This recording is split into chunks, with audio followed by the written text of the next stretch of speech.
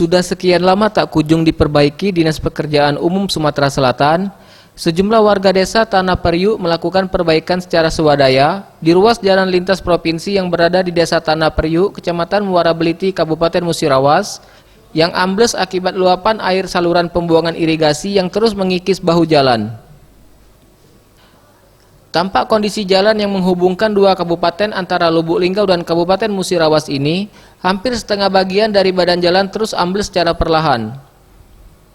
Demi memperbaiki jalan lintas provinsi, warga setempat melakukan perbaikan secara swadaya dengan pemasangan talut cor semen di bahu jalan dan menimbun jalan yang ambles dengan tanah dan batu hingga mengecor rata di atas jalan yang terdampak.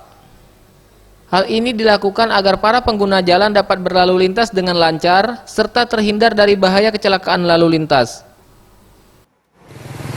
Rencana selesainya nggak salah hari ini nggak diselesaikan kalau bisa. Kalau nggak besok hampir papahan lah untuk yang pengguna jalan.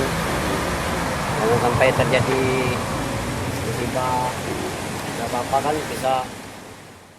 Warga desa Tanah Periuk juga menghimbau bagi para pengguna jalan yang melintas agar lebih berhati-hati dan tetap waspada mengingat perbaikan jalan sifatnya sementara. Tim Liputan Sriwijaya TV.